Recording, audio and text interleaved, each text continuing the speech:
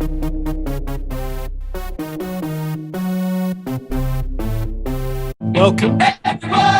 everybody, to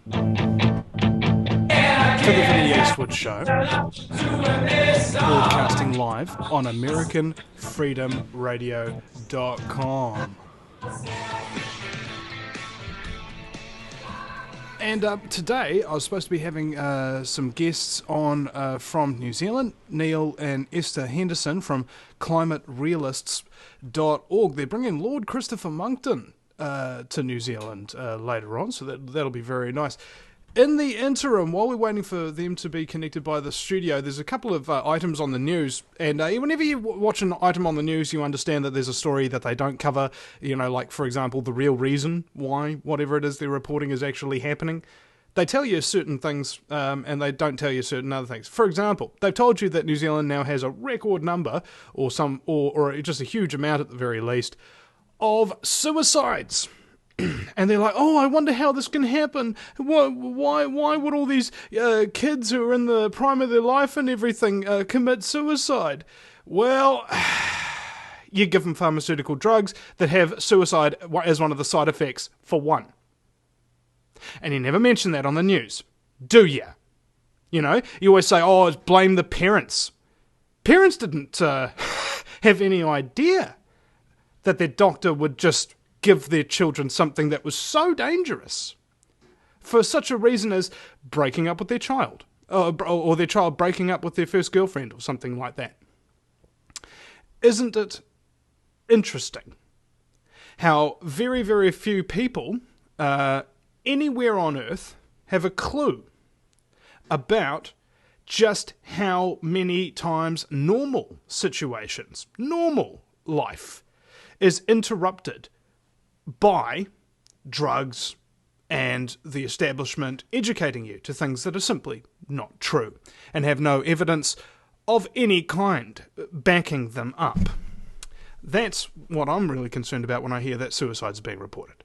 Also, 2 years since the Christchurch quake, and there are people still, basically it's turning into like ghost suburbs and stuff out there. All right, in 2 years, they've had like tens of thousands of earthquakes or something like that, and they have maybe 2 shakes a week now that they can still feel. And also, on top of that, despite the fact that the land's kind of, settling down a little bit, and instead of 5 earthquakes a week, they've got 2, a lot of people have apparently started smoking again. And this is interesting because, well, it's amazing just how scary earthquakes can be. And people are smoking in order to relieve the pressure. And the best argument that they can come up with for don't smoke to relieve the pressure is that the long-term health effects might be very bad. However, the short-term stress effects and if you're a smoker or an ex-smoker and you're now not smoking or whatever, and you've got all these earthquakes to deal with, and you've got all those insurance companies that aren't paying for anybody else, and you've got the government financed under Agenda 21 screwing over your entire city and replanning it without your say-so. If you're living in a ghost suburb that's real freezing cold with terrible flash lightning weather and crap that goes on all over the place, you're damn right you should be smoking! Okay? And on top of that, we've got record fuel prices to boot. Record fuel prices. So in a world in which we literally have unlimited oil, okay, and the oil companies, cartels, etc., they simply buy out all the refineries and all their competition and then cease production so that it forces a bottleneck of the resources and forces up the price. Thank you, everybody. Keep paying those record fuel prices. Don't outfit your cars with anything that might actually make them a little bit more fuel efficient. Just remember, the fossil fuel engine, or whatever, fossil fuels, whatever. It's not even a fossil fuel, yo. Okay? You know the reason why they thought it was fossil fuels? Is because in the La Brea tar pits, you can go Google this up, La Brea tar pits in Los Angeles, they've got basically tar, and I've got my guest Neil here on the line. I'll get to you in a second, but La Brea tar pits in LA, they found that there was a bit of animal bones and plant matter and stuff like that stuck in these tar pits, which is basically oil, right? So they go, oh, okay, well, this oil must be made out of animal bones, as opposed to animals that stupidly got stuck in the oil. and it must be also made out of plants and stuff, as opposed to plants that were just growing around the oil and there's a few fronds and everything would just drip into it. Same principle as looking at a vodka martini and saying, hey, my God, this vodka martini's got an olive in it. Ergo, the vodka martini is made entirely of olives, including the glass. That's the logic. It's freaking stupid. All right, sorry. Anyway, getting to my guest, Neil Henderson from climaterealists.org.nz, I believe. Are you there, mate? Yep, good morning. How are you today, good sir? afternoon over there, is it? What do you mean over there, mate? I'm in New Zealand just like you, brother. Oh, you are? Okay. That's Yeah. all righty. I wasn't sure whether it was being linked through to the US. Well, it is linked through to the US. The studio is in Austin, Texas, where it's about 5:10 in the afternoon there. Well, everybody getting okay. Yeah. So we're catching all the rush hour traffic in Texas at the moment. So why don't you just tell us, Neil, just a little bit about yourself and what it is you do? Okay, well, first of all, I'm a sheep and beef farmer inland from Gisborne, which is on the east coast of the North Island. Sort of got involved in this climate change stuff. Well, actually, to be honest, going back a little bit, when Kyoto was signed, I was one of those dumb ones that thought, well, yeah, we're burning all this fossil fuel and producing all this CO2, so we must be causing a problem. So, yeah, Kyoto's a good idea. And I just listened to the mainstream media like everybody else. And then probably about 2006, 2007, I started to hear a few things that pricked the radar up. And most notably, I heard an interview with who's now the late Augie Howe, who was a well-known meteorologist in New Zealand, who pointed out that CO2 is actually not the main greenhouse gas. So I thought, well, if water vapour is the main greenhouse gas, why aren't they jumping up and down about that? And sort of a few things sort of went sideways, and then the next thing is what really got my ears turned right on high volume was the fact that they were going to start taxing the methane from our animals.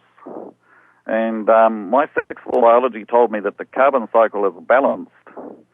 So I thought, well, there's something wrong here, and that's when I started digging a bit deeper. And when I found out quite the extent of how much it was going to cost farmers for these supposed methane emissions, or not just methane, it's methane and nitrous oxide, like, for example, the rules keep changing, but at that stage it was 330 kgs of CO2 equivalent for every sheep we own.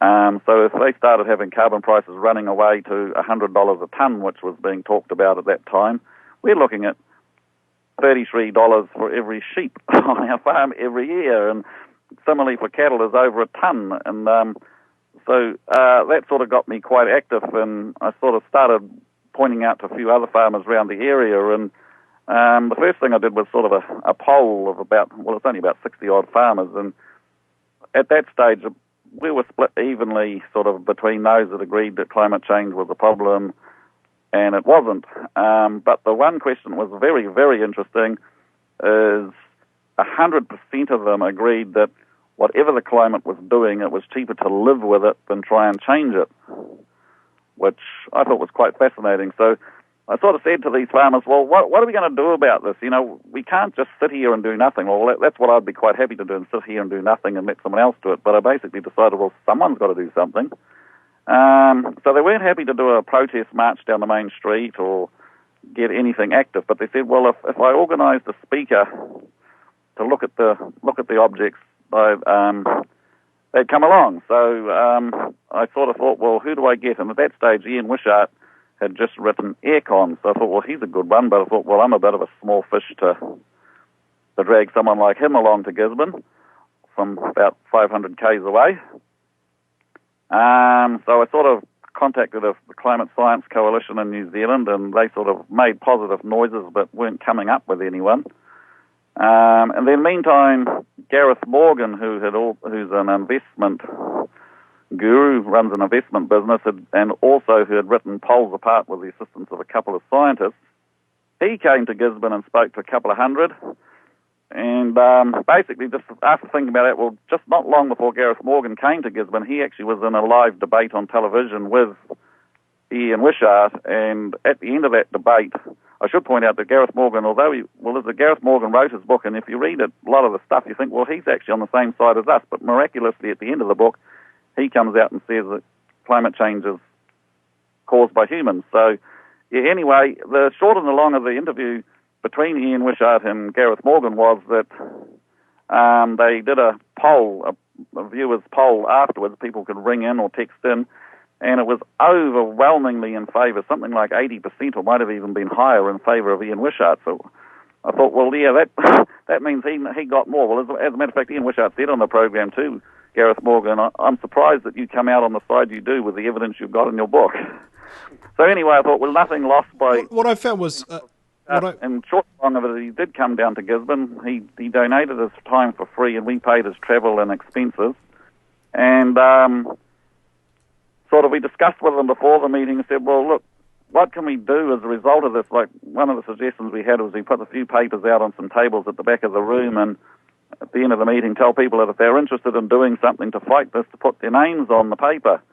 And so that's basically where our Climate Realist Network was born. We got about 200 people at the meeting. 50-odd people from memory put their names on that paper, and we started the Climate Realist Network as a result. So you're all giant, wealthy industrialists financed by oil companies, obviously. There's not a cent of money comes from them.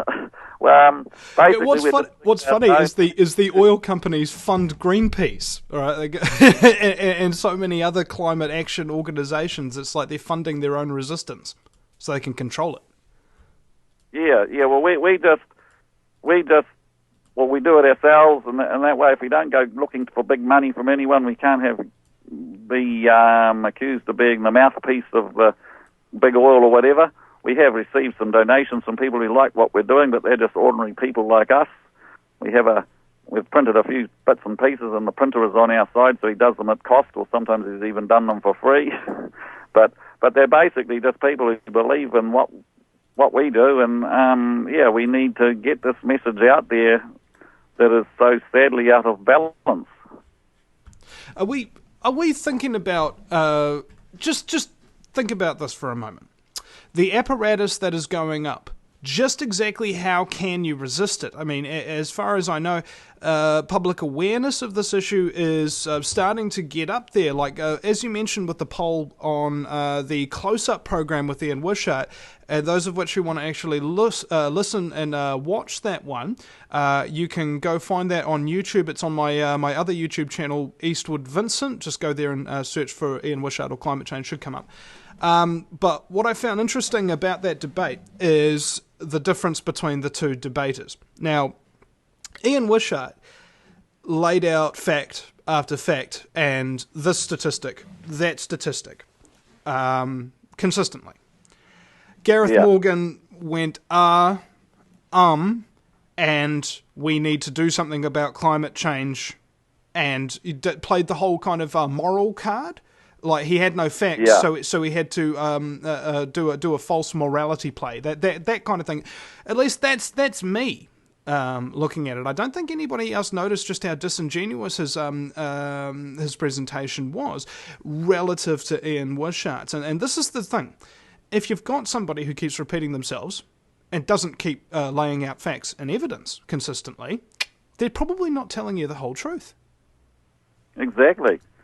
And it's not just Gareth Morgan that does that. We see it all the time. Like, I mean, it's the modus going on with this. It's the modus operandi of the whole climate cultist movement. Exactly. The scientists have said so, so it must be so. And that's a circular argument because it's a circular argument. Yeah, that's right. It's a hang of a difficult thing to break through, and I must admit, we're not sort of holding our breath about making major changes, but when people ask us, well, what the heck are you still doing this for? And we say, well, basically we just know it's wrong, and because we know it's wrong, we've got to stick our heads up and say so, and at least at the end of the day we'll say, well, we did what we could, or tried to do what we could, and won't sort of have those regrets. Well, what if I'd done such and such? So, yeah, we're just giving it our all. Yeah.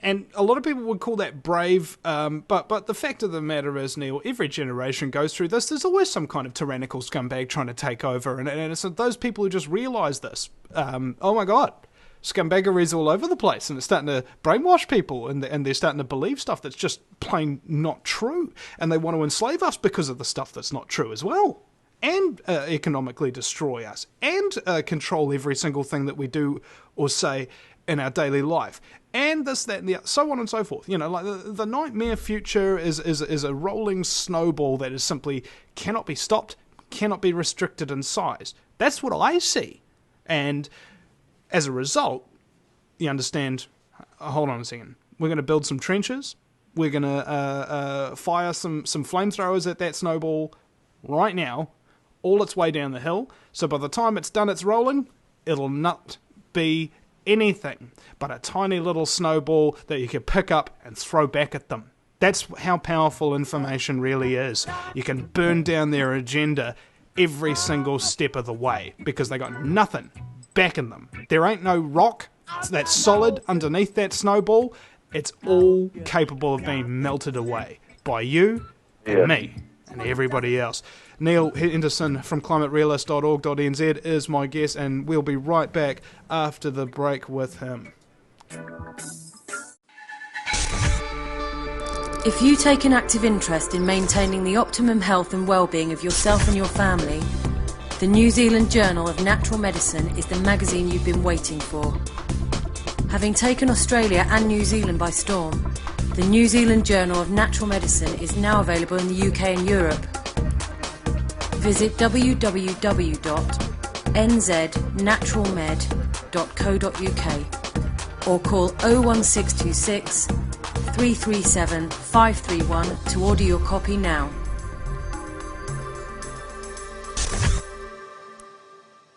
Do you realise every day we are being put under constant stress from wireless radiation? What's worse is that you don't even know that it's happening. It puts as much stress on our body as if we had a constant viral infection, draining our energy and sapping our strength, or just making us irritable and fatigued. These wireless fields are being emitted from computers, microwaves, mobile phones, power lines, and any electrical appliance. Now there is a solution. A group of research engineers in New Zealand have come up with an active shielding device that shields you from wireless radiation at a cellular level. Blue Shield comes in 3 models: a household, portable, and USB that plugs into any computer. The great thing about Blue Shield is it is very affordable and guaranteed to last. A one-off purchase will see you being protected for years to come. Visit AmericanFreedomRadio.com and click on the Blue Shield banner. Blue Shield, brought to you by theVinnieEastwoodShow.com. No matter where you live, globalism affects you. Did you know that the Vinnie Eastwood Show has more subscribers than New Zealand Herald TV and is New Zealand's most popular YouTube news channel, where warm-hearted humour and a list of awesome guests talk about crucial issues which the mainstream media ignore?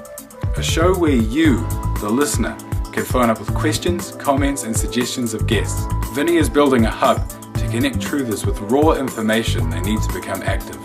He can help you gain further skills such as website building, producing audio and video, and creating revenue streams in your own multimedia environment.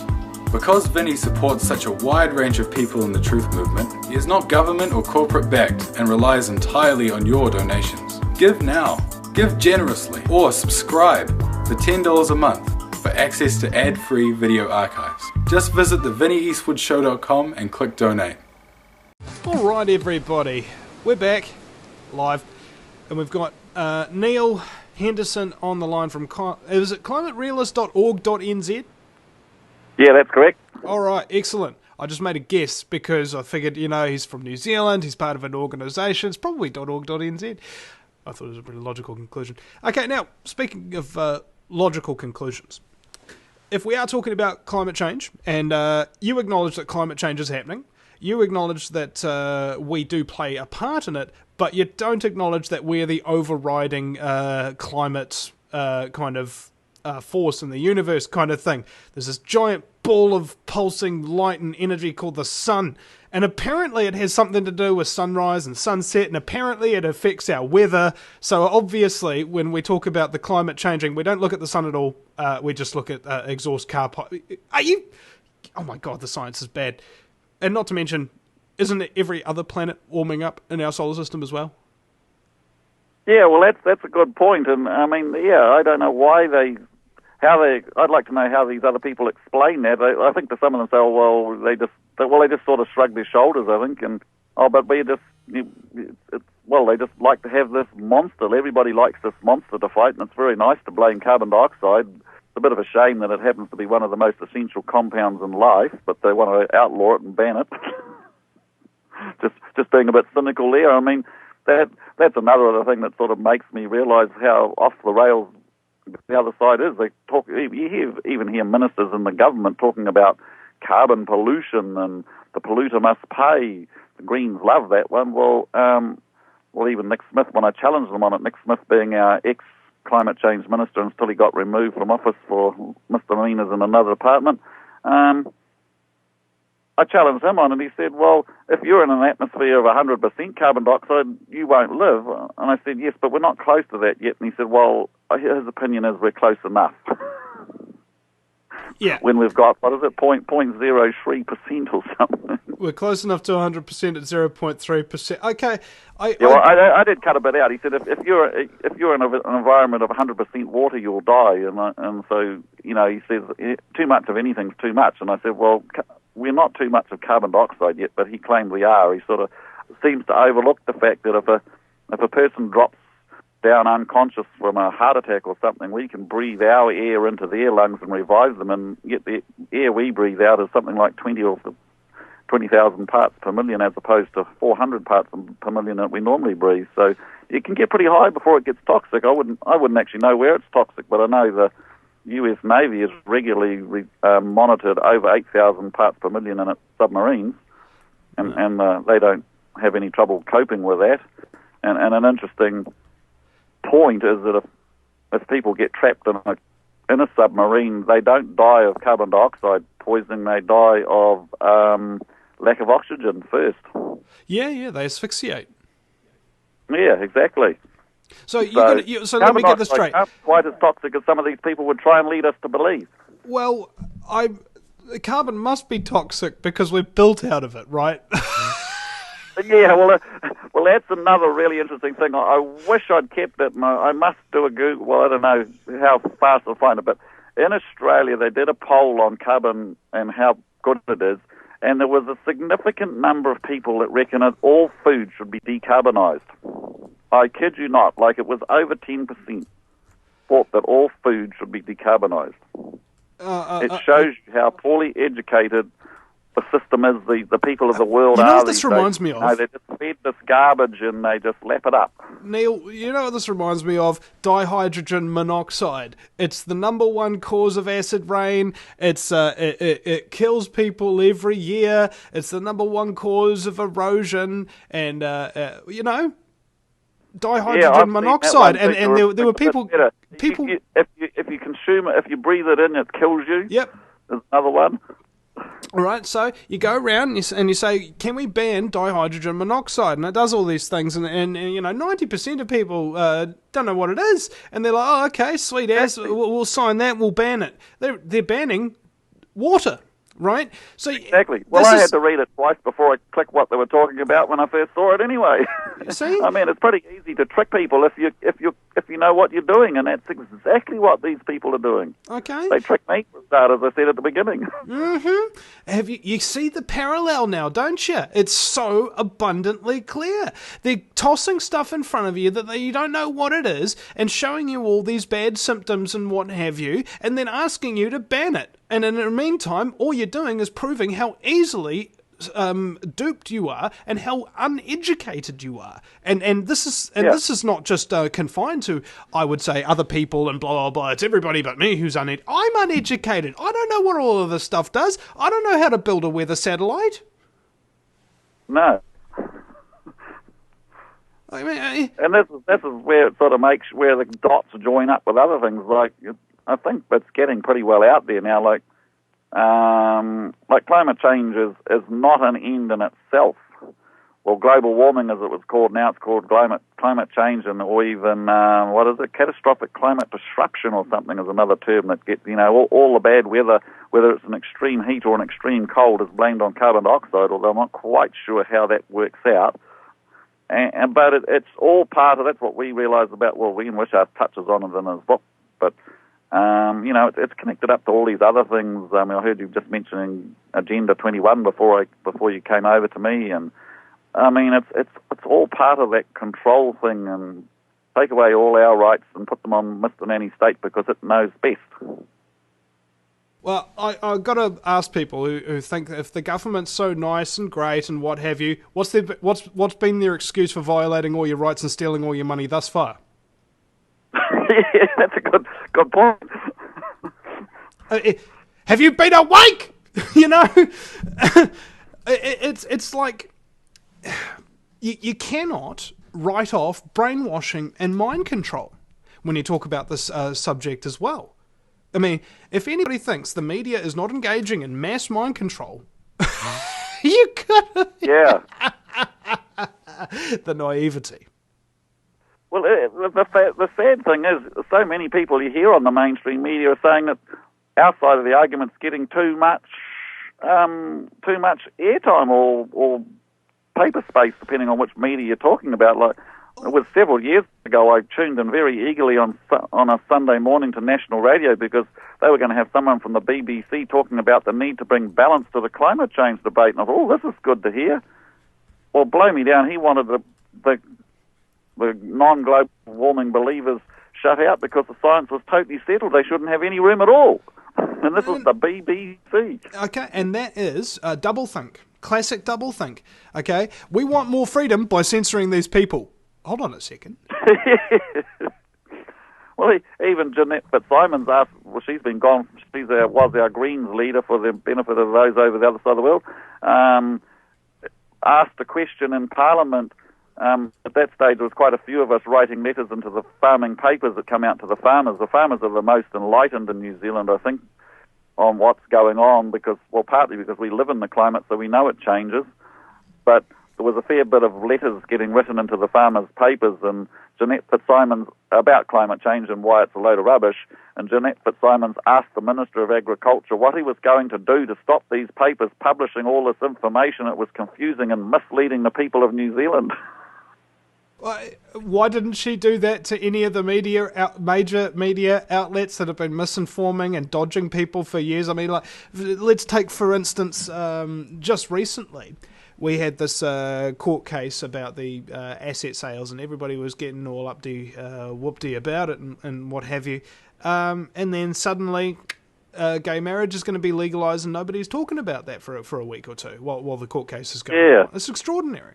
I mean, it just seems like very cynical tactic here. What is it they do? I was surprised they didn't pass some major legislation while everybody was asleep watching the Olympics, because that's their standard trick, isn't it? Well, you bring it. Yeah. I think you so. You sort of bring in something and then you hide it over. If there's something controversial, you sneak it in quietly while everybody's preoccupied. Under urgency. They called for submissions on the ETF when they first brought it in, the emissions trading scheme. Called for submissions just before they went on the Christmas recess. I was sitting waiting for it and thought, well, they're on the Christmas recess now, and hello, find out after New Year and all the holidays and things, oh, well, it's too late now, they're finished. Oh, you got to love that. I think it's like, here's the bar that you need to crawl over. You'll never be able to, and if you ever do get close, we're going to shift the bar. Yeah.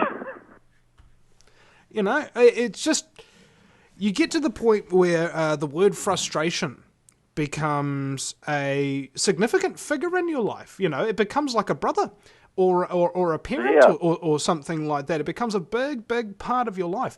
And dealing with this frustration of liars, cheaters, thieves, being surrounded at all time when you seem to be the only one who's honest, honourable, and brave.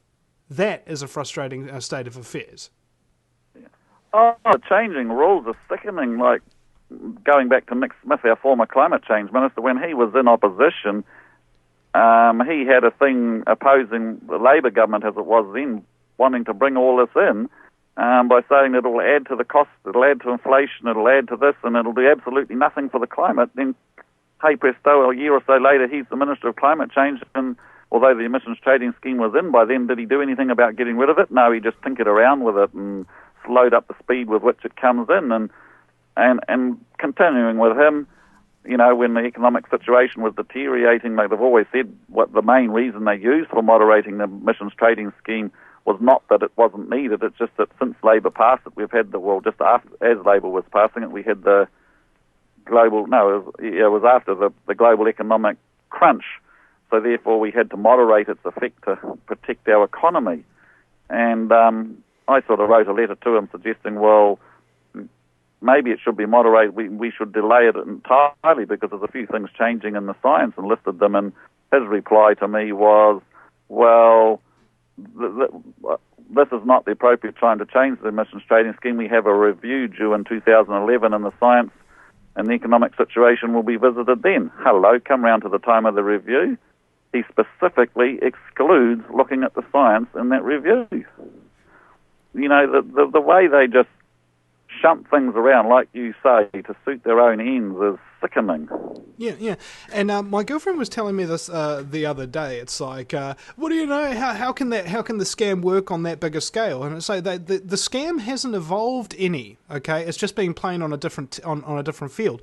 It's no different from a snake oil salesman. One snake oil salesman goes into one town and he scams that whole town, takes all their money, and then walks out before they realise that it didn't work at all. Okay, that same scam multiplied. Okay, here we are selling the snake oil of climate change, and instead of just one man walking into one town, you have one newscaster who's broadcast all around the world, and then you have another newscaster, another, and before you know it, you got a whole team of con men all playing part in the con, and they have no idea that they're part of a scam themselves.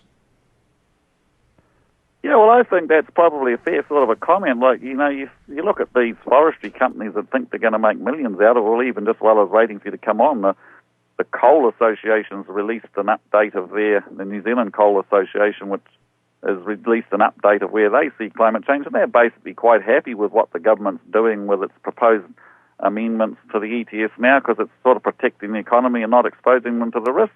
But they're not actually coming out and saying, well, the whole thing's a load of rubbish, so why don't we just dump it all together? And they're sort of saying, you know, New Zealand's got to look good on the international stage with all these negotiations as to whether there will be or won't be a post-Kyoto agreement or a 2020 target or whatever. And I'm thinking, they're just playing along with this. Haven't they opened their eyes? Well, when I interviewed Ian Wishart, he used to be up, well up in the media, as you know, Neil, and he said unequivocally, all, not just a few, most, of all the reporters are just airheads. They're actually not that bright at all. They know how to comb their hair, and they know how to accessorize with Gucci handbags and what have you. They know how to spend company money on drinks when they get free trips to Tahiti, etc. But not much else. Yeah, but you'd hope something like the Coal Association, that's a big business, would have its eyes a bit more open. Maybe that's why they're going. That's acting under the assumption that the coal companies have any idea that this is a scam run by a huge New World Order corporate fascist World Bank affiliated scum who own both sides of every argument and every major resource extraction operation anyway. Yeah, you'd hope they might, but maybe they're too busy with their noses in what they're doing. And I think that is one of the problems, like even in our own farming thing. Like, I shouldn't sound like I'm picking on the Coal Association, because their own farming leaders aren't too good either. All right, well, we'll get this... Maybe come back to that after the break. Indeedy-doody, we will. All right, Neil Henderson is my guest, climaterealists.org.nz. We'll be right back on the VinnieEastwoodshow.com. If you take an active interest in maintaining the optimum health and well-being of yourself and your family, the New Zealand Journal of Natural Medicine is the magazine you've been waiting for. Having taken Australia and New Zealand by storm, the New Zealand Journal of Natural Medicine is now available in the UK and Europe. Visit www.nznaturalmed.co.uk or call 01626 337 531 to order your copy now.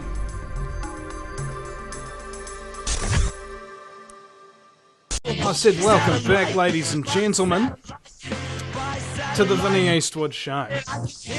Broadcasting live on AmericanFreedomRadio.com.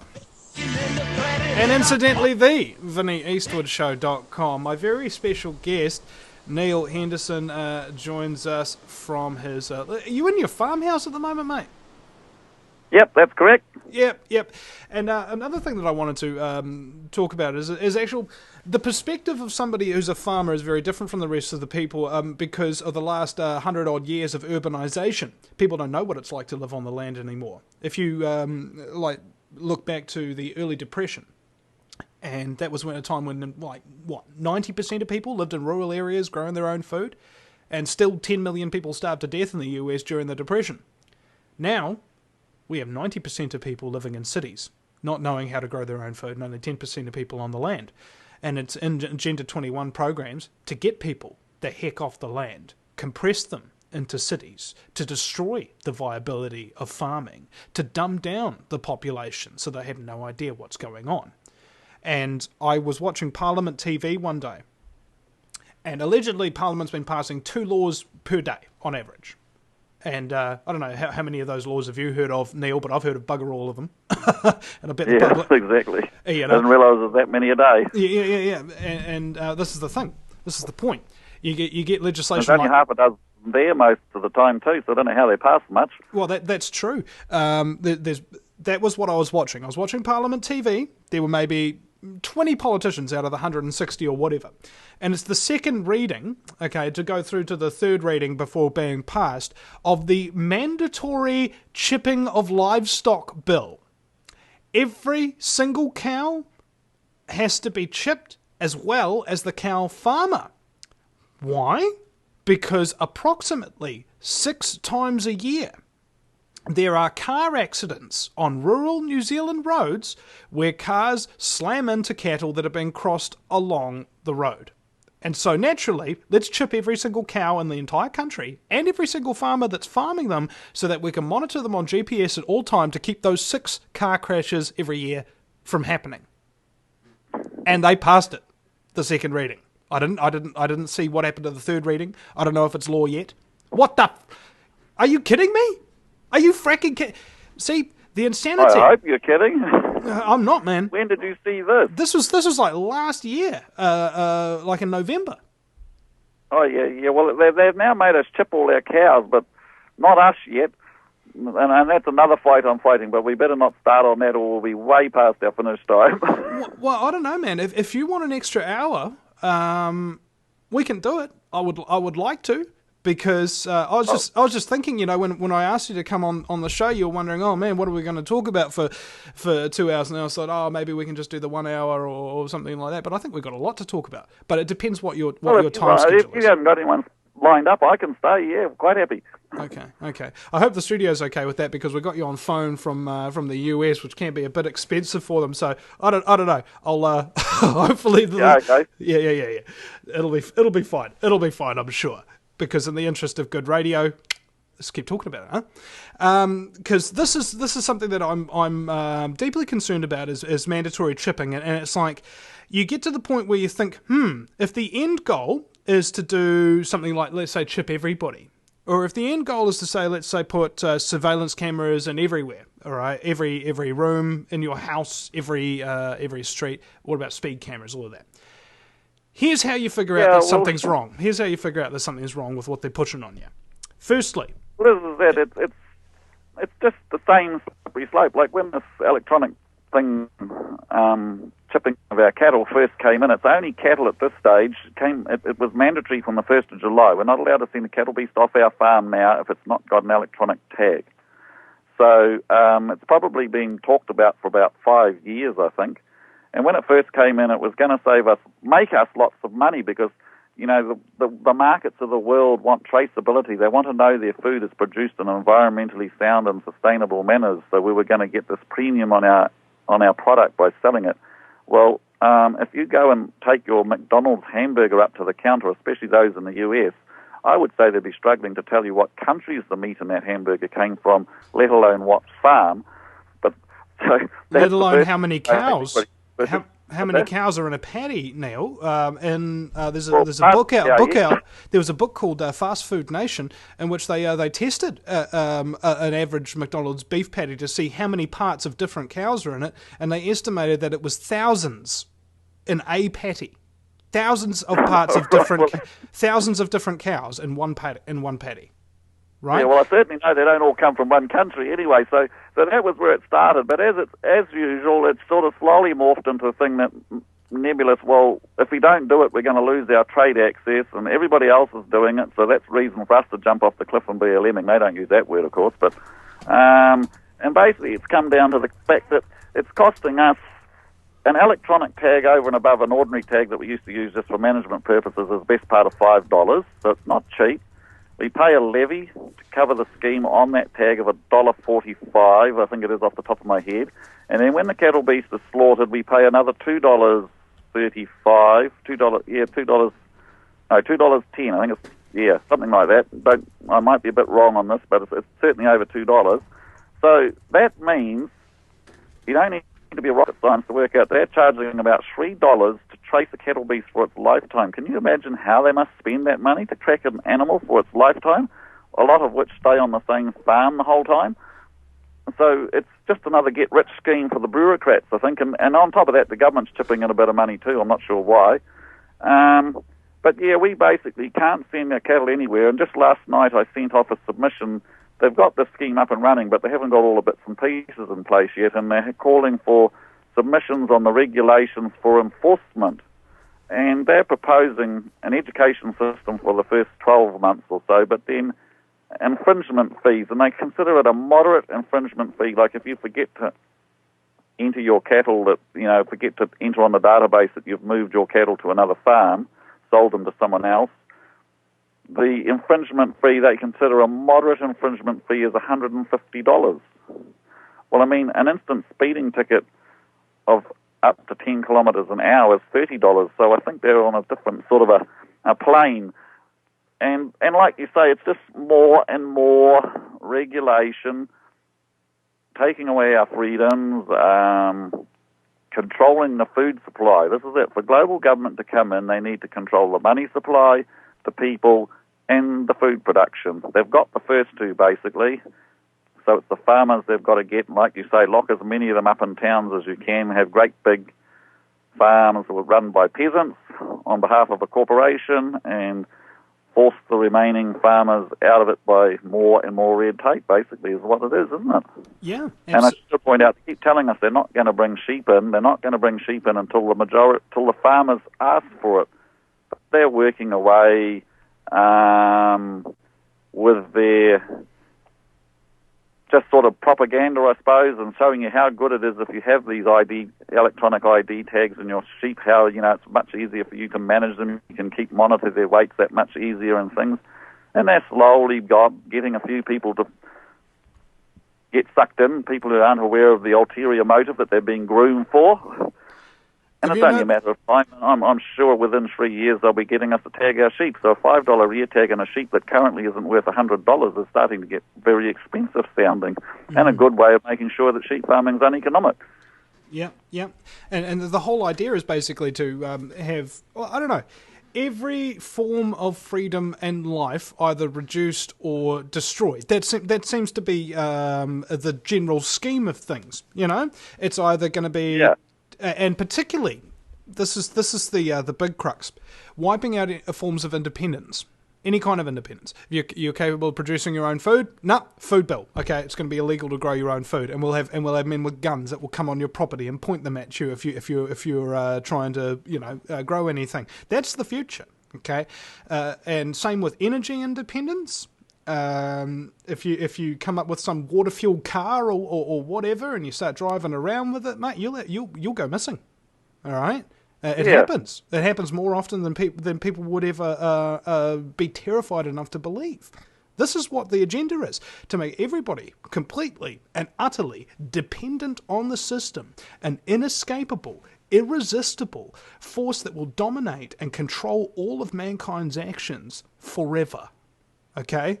Really? Holy Shiite Muslim balls. The next thing that's just starting to rear its head again, and I thought it's been put to bed fairly well, is genetic modification here in New Zealand. Like, I know the United States has got it lots, but it's still banned here for the benefit of over there.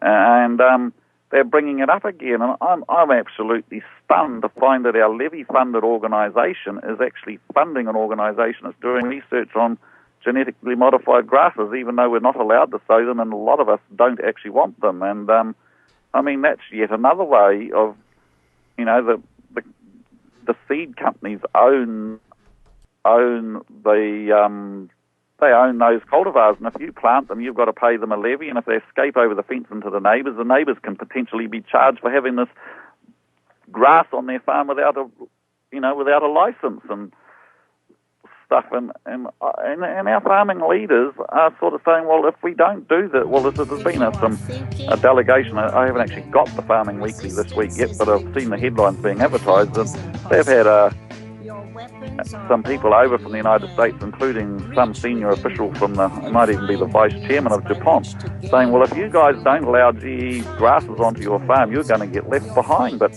hey, I don't mind getting left behind. It sounds like a good idea. All right, we'll be right back with Neil Henderson. Thanks for giving us an extra hour of your time, Neil, at such short notice as well. This is going to be good. All right, coming back to it, ladies and gentlemen, we'll be talking about your freedoms and how they're under attack and what have you, and how morons who think that they're really important and think that their evidence is correct and won't look at your evidence to debunk it seem to think that they're absolutely fantastic and they can do no wrong. It's called government, and it's called proto-psychopathy. Gotta love it. We'll be right back. Do you realise every day we are being put under constant stress from wireless radiation? What's worse is that you don't even know that it's happening. It puts as much stress on our body as if we had a constant viral infection, draining our energy and sapping our strength, or just making us irritable and fatigued. These wireless fields are being emitted from computers, microwaves, mobile phones, power lines, and any electrical appliance. Now there is a solution. A group of research engineers in New Zealand have come up with an active shielding device that shields you from wireless radiation at a cellular level. Blue Shield comes in 3 models: a household, portable, and USB that plugs into any computer. The great thing about Blue Shield is it is very affordable and guaranteed to last. A one-off purchase will see you being protected for years to come. Visit AmericanFreedomRadio.com and click on the Blue Shield banner. Blue Shield, brought to you by the VinnieEastwoodShow.com. No matter where you live, globalism affects you. Did you know that the Vinnie Eastwood Show has more subscribers than New Zealand Herald TV and is New Zealand's most popular YouTube news channel, where warm-hearted humour and a list of awesome guests talk about crucial issues which the mainstream media ignore? A show where you, the listener, can phone up with questions, comments and suggestions of guests. Vinnie is building a hub to connect truthers with raw information they need to become active. He can help you gain further skills such as website building, producing audio and video, and creating revenue streams in your own multimedia environment. Because Vinnie supports such a wide range of people in the truth movement, he is not government or corporate backed and relies entirely on your donations. Give now, give generously, or subscribe for $10 a month for access to ad-free video archives. Just visit thevinnieeastwoodshow.com and click donate. All for one. And one for all, ladies and gentlemen. You're listening to the Vinnie Eastwood Show, the fastest 2 hours in talk radio, the lighter side of genocide. Because in a world so full of chaos and madness and scumbaggery mofos who are just basically trying to pass progressive legislation to eventually take away all your rights, liberty and property, you'll go friggin' nuts. My very special guest at the moment is Neil Henderson from climaterealist.org.nz, and later on I was also hoping to bring on my good friend Penny Bright for a little bit of a quick update on the asset sales and stuff like that towards the end of this hour. So Neil, we were talking about the chipping and what have you with the cows. And I was just wondering, are these beef cattle, or is it specifically just milking cattle that is being this? No, it's all cattle, beef and dairy. Okay. And here's my problem with that. It'll also to be all deer, all farm deer. Now, it's down in Agenda 21. They want all organisms, domestic or wild. They're just doing it one bit at a time, so people don't notice. Yeah, the insanity of it. Yeah. They've even been catching salmon in Canada, and chipping each salmon as they come up the stream and stuff like that. And they found these enormous, and we're talking millions upon millions of these chips going into these fish, and caught by hand and what have you. Just extraordinary expense. And what happens to a lot of these fish? Well, they wind up getting eaten by bears, who wind up eating these chips and excreting them all over the place. You know, it's just. They found these shiny islands, right, allegedly. You know, a little kind of grassy sand hill on a river or something like that, covered in all of these just hundreds of thousands of these chips. Just unbelievable. These people are insane. Completely insane. Think about what about radio signals and all of that stuff that comes out of them and stuff like that? Doesn't that cause cancer? Is it good for you to eat cancerous beef? Yeah, well, the chips they're using here aren't giving out a radio signal all the time. It's got to wait till it's been woken up by a transmitter, apparently. But all the same, and it's not. Our ones aren't actually implanted into the beast. I must admit, when I first heard about it, I thought that was going to be the case, but they're actually in an ear tag that you hang on the ear. Oh, but well, that's a great way to just get people into it very slowly. You know, maybe we'll just have a tag on our ear, not inserted. True. I've asked them how long before it changes to something else, and they say, "Oh no, it's not planned." Yeah, well, it's not planned. No, but if anybody went for a night raid through their offices, what would we find? Yeah. Well, I think that's what should be done, Watergate style. You know, is there a Woodward and Bernstein out there very keen to just kind of crack open the case like happened at ClimateGate? I haven't heard of anything yet, but no, there's a few farmers. The trouble is our farming leaders are sort of, I don't know, whether they've been bought.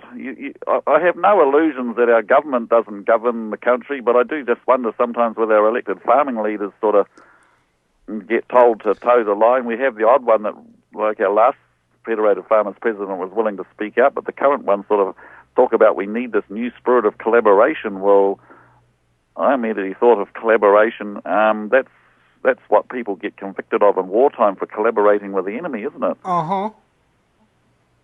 That's what I'm talking about. I just sort of wonder whether, I don't know what's going on. Like, I mean, they like this idea of being politically correct, but whether they're sort of aware of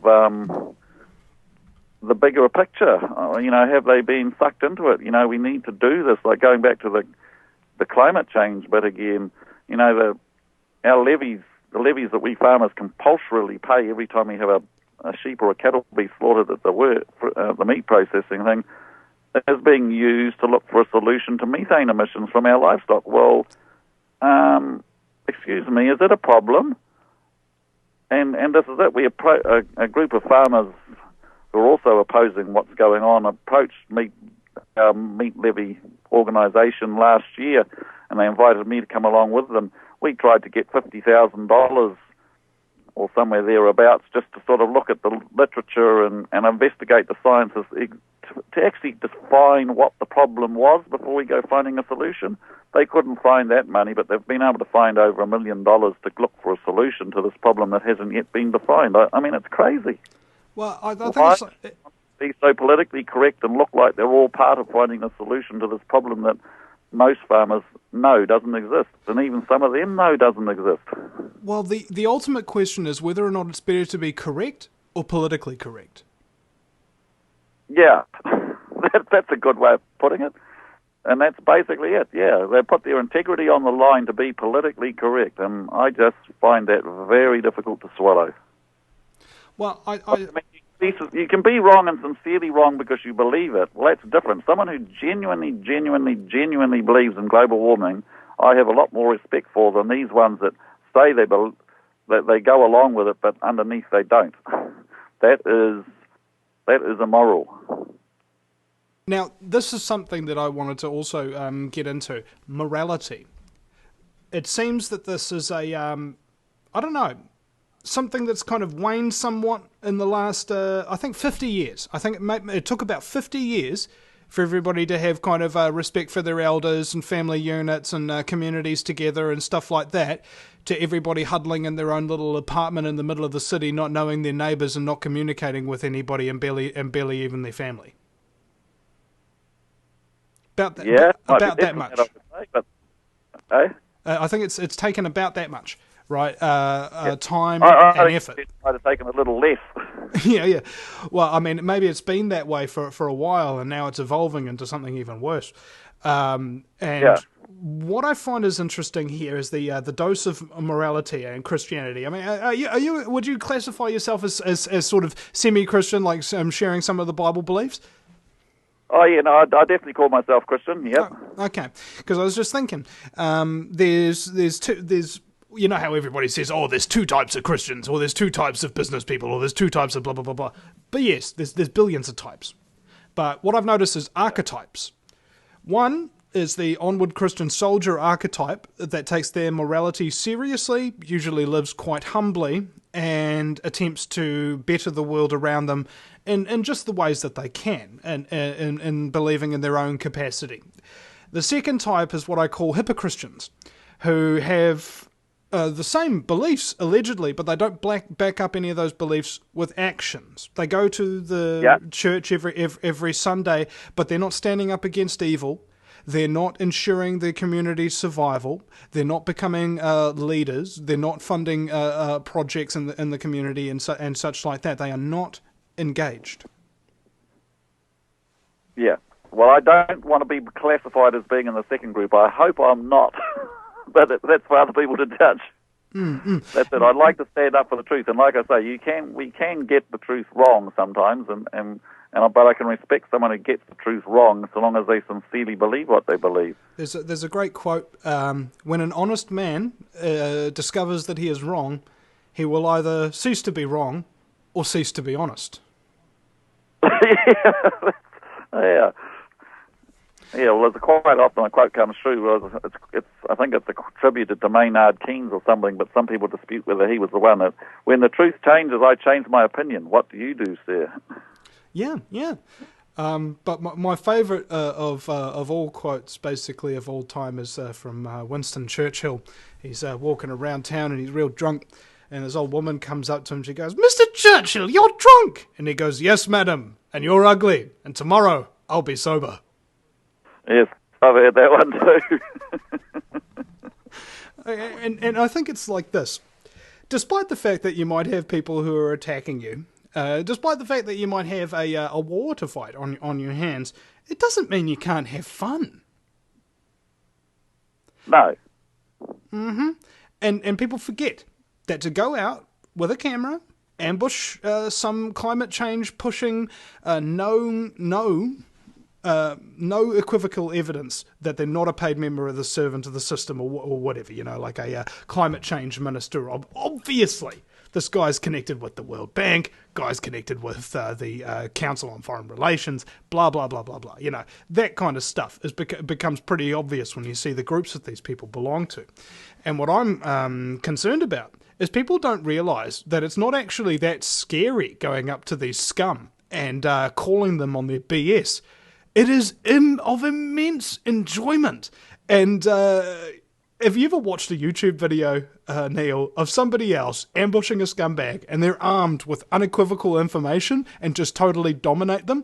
And have you ever watched it and just laughed your ass off at how much they owned that person? Imagine if you were that person who was owning them. Imagine how enjoyable it is. This is what it's like. This is what it's all about, everybody. I keep trying to tell you. There's only one rule on this show, and it's to have fun. It's because if you're vanquishing your enemy, you want it to be a positive experience, don't you? Yeah. Well, one of the best YouTube things I've watched is Lord Monckton talking to that Greenpeace person just before Copenhagen meeting. Oh my God, that was so good. He did that beautifully, and he did it gracefully, and she just had nowhere to go. I thought it was really well done. Yeah, see, in an argument, you very rarely have something to fear from somebody who's just attacking you and knows nothing. Yeah. The biggest trouble with the global warming one, they come back to the thing, well, what if we're right and you're wrong? And that's, it's some sort of special kind of argument, the name of which I can't reply. Well, no, here's how you reply. I got an idea, and you just made me think of it now. Okay, I believe that if you jump off a bridge, you won't die. What if I'm right? We should all jump off the bridge anyway. Just on the chance that I might be wrong. I'll have to remember that one. Yeah. Well, the argument I've been using until now is, well, you still got to weigh up the cost. Like, I mean, if the insurance company came along to you and told you that the premium for insuring your house against a fire is 20% of its value per year, you're not going to insure your house against fire, because I hope you don't live somewhere where the arsonists are so bad that you get it burnt down every 5 years. I mean, so this is it. And this is what's becoming patently clear. The cost of dealing with climate change, even if it is caused by humans, is far greater than just living with the climate. And going back to the other thing is, which is so obvious, but you never hear it, who's to say that the climate we live in now is the best one? Is not a warmer climate? I mean, I have contact with some people in Romania through an organisation I deal with. The poor beggars there live through the winter at a temperature that never rises above -6 degrees all day. -6 degrees Celsius, that is. I mean, aren't they entitled to have a bit of warmth? Well, yeah, and the way that it changes... And that brings us back to that moral issue again. Who is it to say that the climate we've got now is the best? Okay, if it gets a bit warmer, it might be a bit more uncomfortable for some, but it'll be a lot more comfortable for others. And who is the person who has the right to say what that level should be? Whether we're warming the climate or whether it's warming naturally. Yeah. And are they taking the Earth's rotation into account here? Because the pole shift into account here, because the poles are migrating, man. So wherever the equator is, that's where the bulk of the sun will come, and that just keeps moving, and it has been consistently for quite some time now. So what are they going to do? They'll say, oh well, it's really really extra cold in England now, but now Antarctica is habitable. You know, that kind of thing. It's just like, look, in my life, this is just me personally, Neil, I don't know about you, but I deal with the crap that's in front of me, right in front of me. The stuff that I got the evidence, the stuff that I can actually do something about, the stuff that I actually have the capacity to change. I don't worry about things that I cannot change. For example, some people talk about the end of the world until December 21st, 2012. I don't have an ark in my possession, so I'm fracked anyway. So I'm not going to do anything about it. Which, you know, that's my attitude, man. Can I do anything about it? No. All right, some dude says the moon's artificial. Okay, great. Produces a whole bunch of evidence. Okay, moon's artificial. What does it change in my daily life? Nothing. So who cares? Nothing. No, that's right. You've got to pick on things that you think you can influence. That's probably why we've got into this, and we hope we can wake people up. Even like I say, we can't change the climate, so why are we arguing about it? Why are we pretending we can? Yeah, and that's something that I think it was Oscar Wilde said, everybody talks about the weather, when is anybody going to do something about it? Yeah, okay. Speaking of which, now we have chemtrails all over the place. And the recent film, Why in the World and They're Spraying, has just come out, and they've produced some extremely compelling evidence that there is geoengineering going on all over the planet, and that weather control is one of the chief objectives of this. They're capable, you know how when you've got a piece of metal or something, you just hit it with sunlight, that metal heats up, right? And let's say you've got a lot of metal, a lot of small metal particulates that are sprayed in an area that all absorb the heat from the sun. You create an artificial anticyclone, don't you? That's precisely what they're doing. They're just spraying it in the path of oncoming storms to either push them back, or they're spraying them behind storms to get them up, and a whole bunch of other things as well. It's an extraordinary documentary. And the fact that it's actually rudimentary science like that has dawned on me. The expense of geoengineering, of literal weather control, literally playing God and everything like that, is actually cheap. You could control global weather for like 14 billion or something, you know, or sorry, control the United States weather. okay, the whole weather of the United States, you could basically have it under your control for $14 billion a year, okay? And the amount of food that you can destroy with a storm, or the amount of food that you can save by averting a storm and stuff like that, that's a huge on-flow effect. Now, who ever thought that would be so dangerous to play God, eh? Because all of the side effects that these geoengineers have said about soil toxicity, about respiratory problems, about this, that, and the other are all happening. That's it. I think there's a lot of stuff going on we don't dream about. I must admit, I was fairly cynical about these chemtrails for a start, and I'm still not totally sold on it. But yeah, I've heard of that DVD that talked about, and we've actually got it on order. I'm not sure, it mightn't be far away. Well, let's hope you get it into first. And also, Neil, we want to be joined by my good friend Penny Bright in the next segment, and I think you'll like her too. So hang on there. We'll be right back, ladies and gentlemen, at the VinnyEastwoodShow.com. Do you realise every day we are being put under constant stress from wireless radiation? What's worse is that you don't even know that it's happening. It puts as much stress on our body as if we had a constant viral infection, draining our energy and sapping our strength, or just making us irritable and fatigued. These wireless fields are being emitted from computers, microwaves, mobile phones, power lines, and any electrical appliance. Now there is a solution. A group of research engineers in New Zealand have come up with an active shielding device that shields you from wireless radiation at a cellular level. Blue Shield comes in 3 models: a household, portable, and USB that plugs into any computer. The great thing about Blue Shield is it is very affordable and guaranteed to last. A one-off purchase will see you being protected for years to come. Visit AmericanFreedomRadio.com and click on the Blue Shield banner. Blue Shield, brought to you by the VinnyEastwoodShow.com. If you take an active interest in maintaining the optimum health and well-being of yourself and your family, the New Zealand Journal of Natural Medicine is the magazine you've been waiting for. Having taken Australia and New Zealand by storm, the New Zealand Journal of Natural Medicine is now available in the UK and Europe. Visit www.nznaturalmed.co.uk or call 01626 337 531 to order your copy now.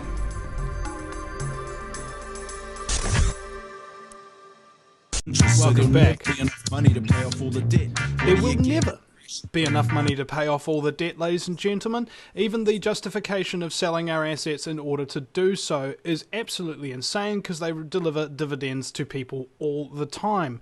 Infrastructure, ladies and gentlemen, is the World Bank plan. It's the motto to take over people's countries by reducing their ability to provide their own infrastructure. That's what's going on here with asset sales. And Neil, we've still got you on the line here, and we're now joined by the fabulous and illustrious and very dangerous Her Worship, Penny Bright. Welcome back. Thank you, Vinny.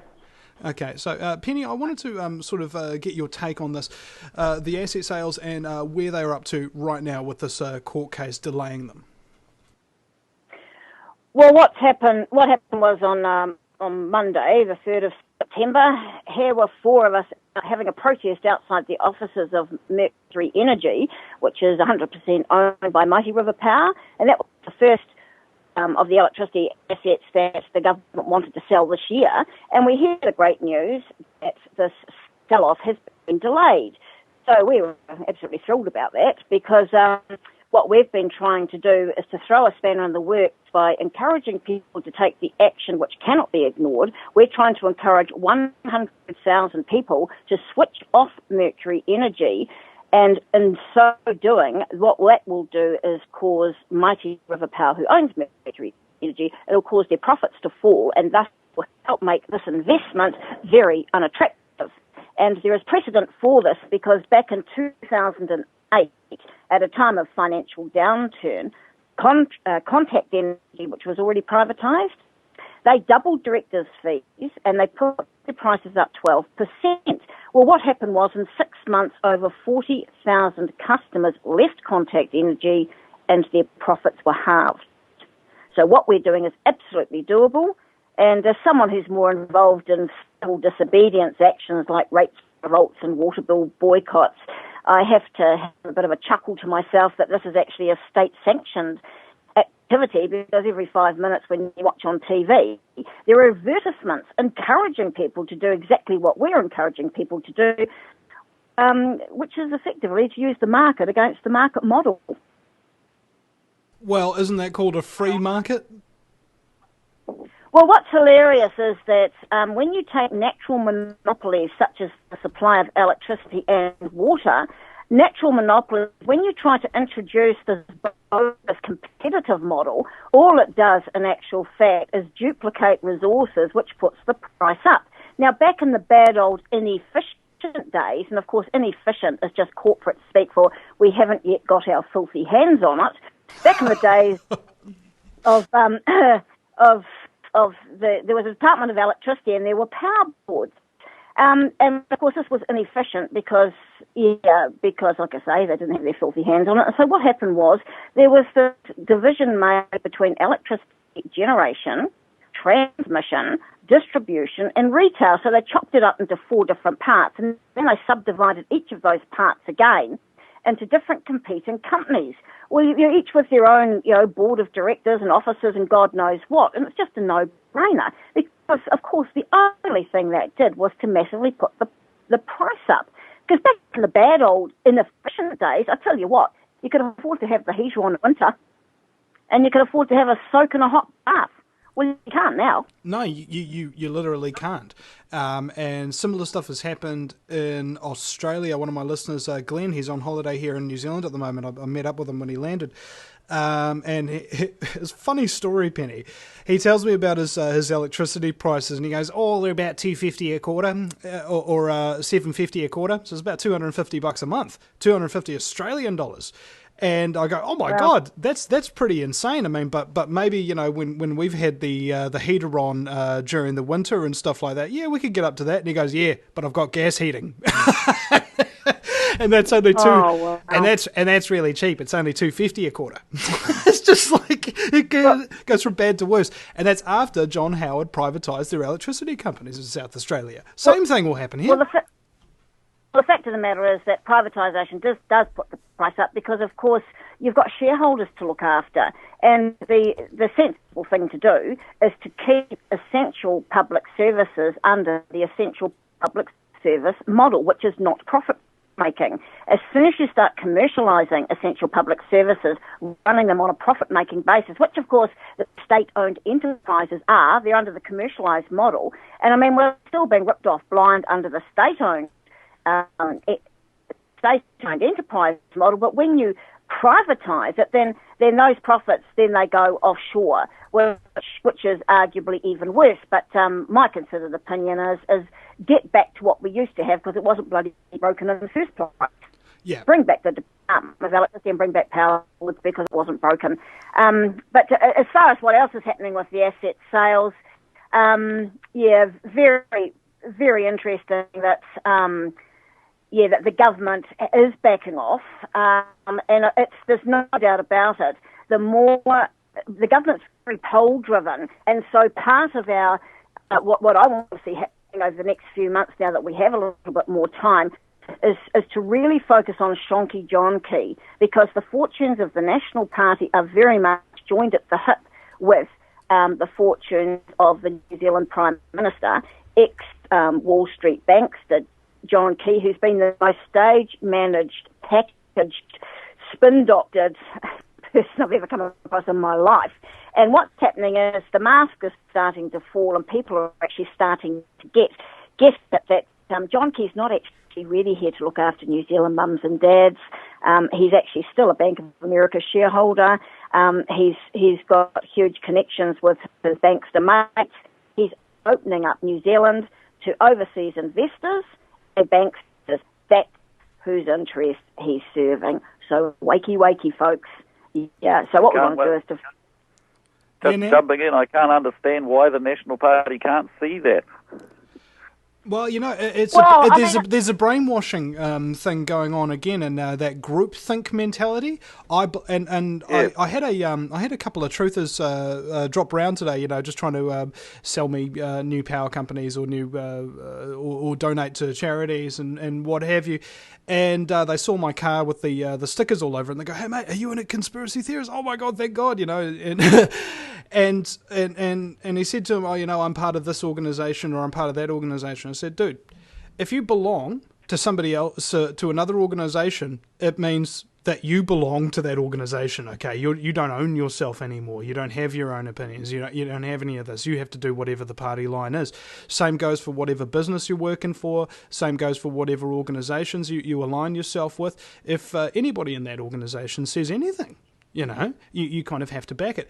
And in those with mainstream thought and who don't expose themselves to the kind of information that we bring out on this show, who believe what the corporate media says, that kind of thing, it is of no surprise to me whatsoever that these people would not see through John Key, and indeed would think that anything that he says is absolutely in line with National Party policy, is in line with how it was founded, and blah, blah, blah, because he's our leader, our dear leader.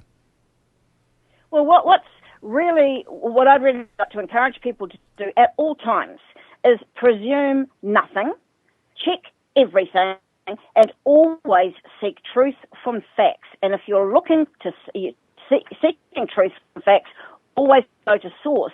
Now, a very simple thing that I did with dear old Shonky John Key, I double-checked, because back in November 1999, John Key, he was a foreign exchange advisor to the New York Federal Reserve.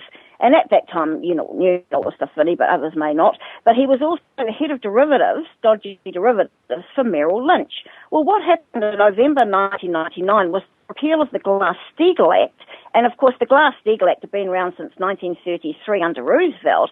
And it effectively put this big concrete wall between what was regarded as sort of safe and boring commercial banking versus risky and dangerous investment banking. Well, holes had started to appear in that concrete wall, but with the repeal of the Glass-Steagall Act, that came down completely, and the effect of that was to leave derivatives completely unregulated. And, of course, the reason why we've got such a disaster now financially is the collapse of the derivatives market. So what I want to know is, while John Key was in that pivotal position at that pivotal time, what role did he play in the repeal of the Glass-Steagall Act? How much is John Key personally responsible for this financial global meltdown? And I want that question asked in Parliament. I want one of the MPs to grow some balls, or maybe it'll be a woman, I don't know. But yeah, I think it's far more likely that in the House. I think it's far more likely that the women will grow balls of their politicians, like Helen Clark. And in fact, Helen Clark's got balls, man. Seriously, she hides them in her Adam's apple. Anyway, but just another couple of things about with what's happening with asset sales. As far as water is concerned, I mean, I've been media spokesperson for the Water Pressure Group. I'm a media spokesperson back since 1998, and I've been quite involved in this issue. And people need to be aware, because what the government wants to do is to set up a market in tradable water rights. You know, well, hello, we know how the markets work for electricity, disaster. We know how the market has worked for finance, disaster.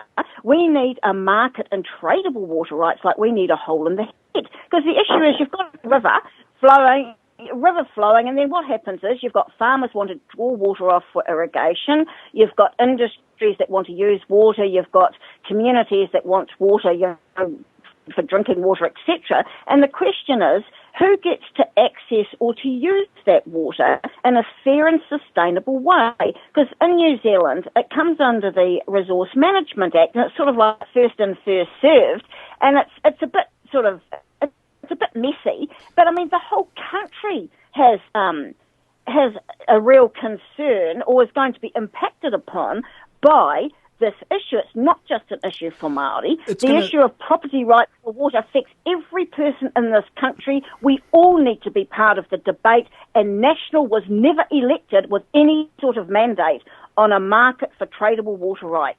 And they didn't actually get a mandate for asset sales either. Because guess what? Do the maths. was 121 MPs. How many MPs did National get, who campaigned on asset sales? They got 59. It was a vote of 61 to 60 that got the Mixed Ownership Model Act through, which allows for these asset sales. National had to have John Banks from ACT, they had to have Peter Dunn from United Future, or they wouldn't have been able to get the legislation through. So no majority, in my very clear opinion, is no mandate. Okay, well, that's fair enough. And from the farming perspective, you talked about water rights and resource management. Neil, do you have any thoughts on that? Yeah, well, that's a nice curly question. Well, our own district council's busy starting to draw up its plans for its rivers and things. And yeah, I agree it's an issue we've got to look at, and because we've got to fairly allocate what's there. But it's yet another way for the spin doctors to sort of infiltrate and doctor the program up so that we end up having more and more controls. And I mean, it is at least one that I think the farmers are going into with their eyes open a bit better than some of the others at this stage. But there's it's a huge can of worms, and we're certainly watching it closely. All part of the picture. But wouldn't you agree that this debate, that's the whole of New Zealand that needs to be consulted with on this one, not just Māori, not just select groups. Like they've been having these little forums to do with the issue of tradable water rights. Well, arguably the biggest stakeholder of the lot's the public. But of course, where are we involved in this? Yeah, that was something that really irritated me. That was something that really irritated me as well, Penny. It's like, I'm not Māori, so I don't get consulted about what happens with my water. Penny, you're not Māori. I mean, come on. Yeah, no. The thing is that, in terms of the view that nobody owns water, I totally agree that water's a commons. Every species depends on water to live.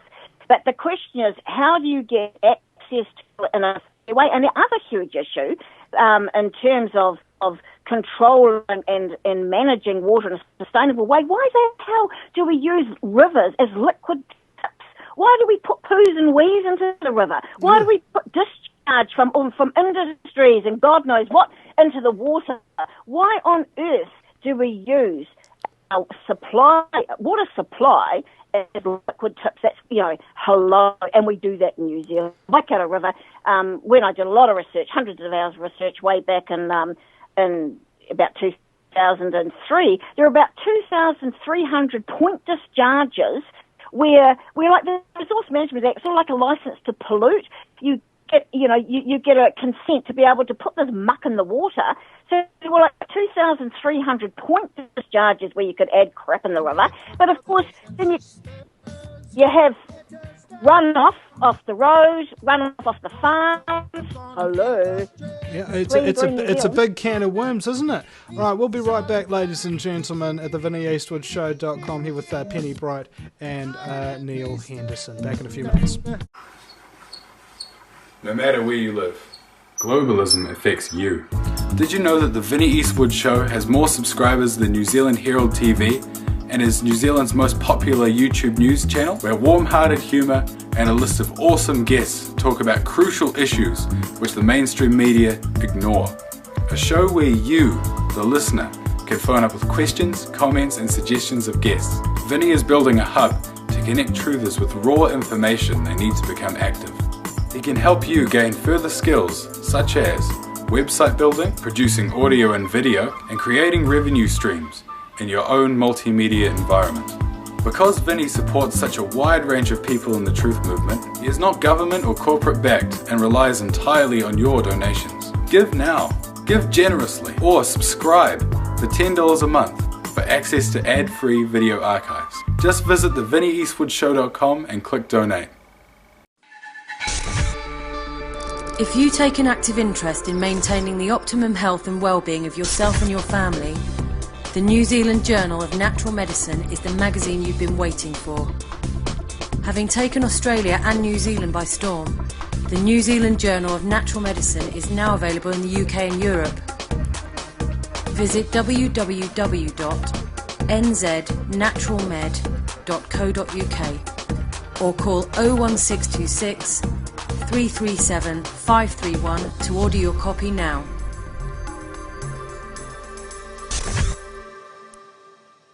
Do you realise every day we are being put under constant stress from wireless radiation? What's worse is that you don't even know that it's happening. It puts as much stress on our body as if we had a constant viral infection, draining our energy and sapping our strength, or just making us irritable and fatigued. These wireless fields are being emitted from computers, microwaves, mobile phones, power lines, and any electrical appliance. Now there is a solution. A group of research engineers in New Zealand have come up with an active shielding device that shields you from wireless radiation at a cellular level. Blue Shield comes in 3 models: a household, portable, and USB that plugs into any computer. The great thing about Blue Shield is it is very affordable and guaranteed to last. A one-off purchase will see you being protected for years to come. Visit AmericanFreedomRadio.com and click on the Blue Shield banner. Blue Shield, brought to you by the VinnieEastwoodShow.com. Welcome back, ladies and gentlemen.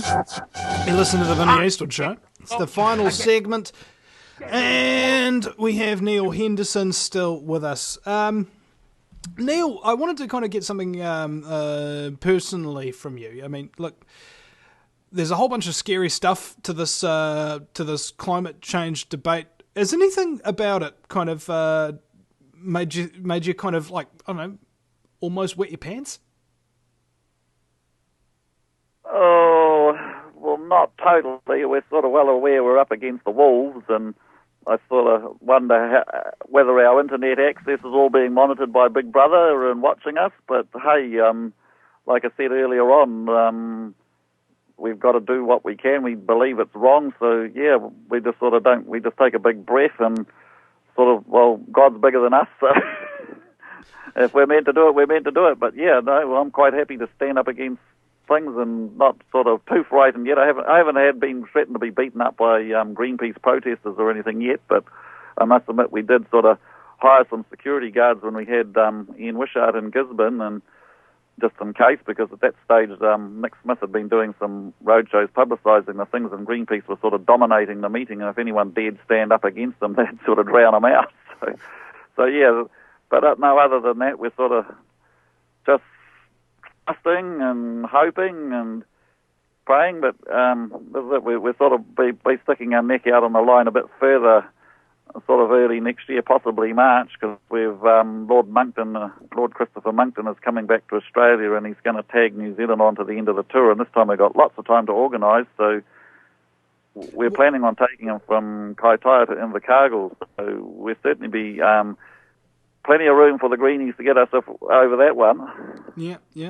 And speaking of Lord Monckton, we had a comment earlier in the program on Facebook by Max saying that Lord Monckton is not a lord. At least that's what the House of Lords says, but he just opens his passport and it says Lord Monckton, Viscount of Benchley. Okay, that's what it says on his passport. You can't claim that he's not a lord, okay? I mean, if I showed you my passport now and I said, I'm Vinnie Eastwood, and I show you a passport that says Vincent Eastwood, you'd have to say, okay, he is Vincent Eastwood, isn't he? That's called identification. If I say I'm a lord and it says Lord Vincent Eastwood, Viscount of Scumbaggery, you'd have to concede that, yes, I'm the Viscount of Scumbaggery. Yeah. Well, I'm wondering whether... I saw that one the other day too, someone bringing up that thing about him being the Lord. I'm wondering whether they're still going back to the old thing where they, just before he came to New Zealand last year, which has been ruled out of order. It was just some overzealous left-wing person who wanted to make something out of it, and the House of Lords has actually upheld his thing that he is a Lord. So I'd have to check exactly what source they're using. Like we were just told now, you check everything. He was using The Guardian. They're using stuff that's been discredited. Yeah. And this comes straight out of The Guardian newspaper in the UK that he showed me the article to. So it's like, okay, go ahead and trust your mainstream media, buddy. They never lied to you yet, have they? Right? No. Okay, and this is the interesting thing, because I went to a climate not a climate skeptics, a skeptics society meeting with my sister once. And they were talking about GMOs and blah, blah, blah, blah. And overall, the presenter's just this young chick who's in university. It's like, obviously, people who are young and in university, they know everything about the world and geopolitics and genetic engineering. So she just goes on to talk about how everything's great, blah, blah, blah. And I mentioned that they don't serve genetically modified food in Monsanto cafeterias. They're not allowed to. And what a hypocrisy. Well, yeah. And one of the chicks there Googles it, okay, and she comes up with beforeitsnews.com and all these other things. She goes, we're the Skeptic Society, okay? These sources are not credible. And I go, oh, yeah, I forgot. Skeptics are only trust mainstream media, because that's where applying your skepticism just kind of doesn't work, right? Yeah. Likewise. Well, they just dismiss you because that's if you bring up something that the Arctic's not really melting any more than usual, and you quote some website such as What's Up with that, they immediately write that off because that's a climate denialist website. Yeah, and of course you can't look at it. It doesn't matter that it might be a fact. Yeah. It doesn't just matter because it's in the wrong place. Yeah. That's what I'm talking about. Facts have to come from these alleged sources that are all credible and stuff like that. It's just like, well, dude, do your research on somebody to find out whether or not they're credible first before you start basking about their credibility, because otherwise you ain't got any either. No. Speaking of and which, just because someone's not credible on one issue might mean that doesn't mean they're wrong on everything, because that's one thing that gets up my nose about this Naomi Risks with her Merchants of Doubt or something as her book. Because a couple of the people who are prominent in the climate debate happen to believe that smoking was all right, well, that means all of us happen to get branded with that brush. Well, I don't have any problem with saying that smoking's bad for the health, so where does that put me? Yeah. It's. It's not a very logical argument somehow. I presume if you looked around for long enough, you'd probably find some people who believe in global warming that also believe that cigarette smoking's all right. It's a crazy argument, but it's. I have personally. It's still selling well. I have personally witnessed Greenpeace members smoking cigarettes. I kid you not. Therefore, I suggest by inference, they believe it's harmless then. Yeah, obviously. Everything's so cut and dry. And that's what capturing the moral high ground is about. In the end, everything comes back to the beginning. We're actually the ones with the moral high ground, and what they're trying to do is claim that we're the bad baby killers and we're endless polluters, that kind of stuff. It's just not the case. They're just they're just making humanity the enemy. No difference to displacement when somebody gets really bossed around by their boss at work and they come home angry and then yell at their wife about something. It's no different.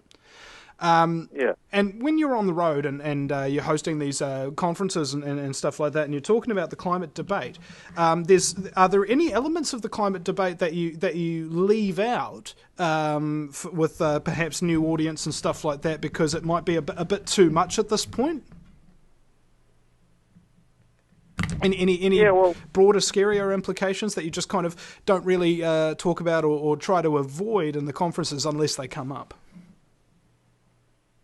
Well, not anymore, I don't think, because it's getting out enough there now. Like, this is when we brought Ian Wishart to Gisborne, that was it. I was a bit wary about introducing this one world government, and then, at that stage I didn't know the word Agenda 21. I hadn't quite caught up on that myself, and I said, I'm not sure whether people are ready for this, but Ian Wishart took it, and it's just amazing how many people came up afterwards, and they totally knew the picture. It was good to hear, hear it out in the open was their comments, and so, no, we're not too fazed by it. If it turns a few people off, but it wakes a few more up, I think it's worth doing. Yeah. Well, just think about this. Chemtrails, like I say, I'm a bit ambivalent on that one still, but we put it out there, and if it helps some people put the dots together, well, good on it. Yeah. Well, we come together on the points we agree. And leave the rest for another time. Perhaps a time we can debate them safely without the risk of being enslaved and exterminated by criminal government. Yeah. that might happen sooner than later. That's really one of the things that's on our side at the moment, is we've got all the internet access that we can bing things around all over the place. But I wonder how long before they close that down, because the mainstream media, as you mentioned earlier, it's cultivating the views of the majority, and the internet is the only way that we can sort of get widespread coverage. And how long before they're making noises about controlling it, and it's a bit scary, really. Like, we're going to have a very difficult time airing alternative viewpoints after that. Yeah, and this is why I don't think people should have centralised platforms of getting their media out. You know, everybody should have their own website. Everybody should have their own radio show, their own YouTube channel, their own this, their own that, and the other. Okay, and then they should collaborate with people who have bigger ones, and so on and so forth. So that way, it ties us all together, and yet it also keeps us all separate and completely independent. And that way, we won't be able to be destroyed or taken down, or at least that's the hope that I have. And if anybody wants to be mentored into radio or how to put a website together, or just wants to start off and you don't know how to do it, just flick me an email or something. I can give you a few tips of how I did it. And none of it will work for you, I can guarantee you, because you're not me. Yeah. But I can guarantee you the one thing that will work is actually getting out and doing something instead of sitting around talking about it. Absolutely. No, that's it. We need. There's no good sitting home. That was the frustrating thing right back at the beginning when I was talking to these farmers. They don't want this ETS thing to come in, but they don't want to do too much to stop it. And it's the old thing, isn't it? Apathy. The government's governing on apathy. We just talked about asset sales. Well, I mean, the majority of people are against them, but the government's still doing it because there's not enough people are willing to get off their chuffs. But that's the trouble. There's so many things to get off our chuffs for, we run out of days to do it. Yeah, and I've always said that it's one person who sacrifices everything to get the job done will get the job done a hell of a lot faster, more effectively, by themselves, with no support of any kind, than 100 people who choose to try and help each other and try to ask other people to lead them the way and try to do this and try to do that. Do or do not. There is no try. Yeah, no, I agree. It's the individuals are going to make the difference. Well, I've already been told by two people that if we ever get rid of the ETS in New Zealand, it won't be because of the farming organisations and various lobby groups. It'll be the lone rangers like us that are out there taking one pot shot here and one pot shot there. Yep, we're going to make that beast bleed out. Thanks, Neil, for coming on the show. Thank you very much. Yeah, freaking awesome, man. I can't believe you thought you wouldn't be able to stick around for 2 hours. That's why I like activists, ladies and gentlemen. They're real humble people, and that's why I like to give them the coverage that they deserve, because often they're too humble to come up and ask you themselves, and they deserve it. Oh yeah. Thank you, Neil. climaterealists.org.nz, ladies and gentlemen. And if you know an activist, or if you know a commentator, or somebody who you think deserves a bit more coverage than they're currently getting, flick us an email through the VinnieEastwoodShow.com's contact page, and I can guarantee you I'll send them a request. Whether or not they come on, it's up to them. It's about personal choice, personal freedom. We'll be seeing you again sometime, ladies and gentlemen.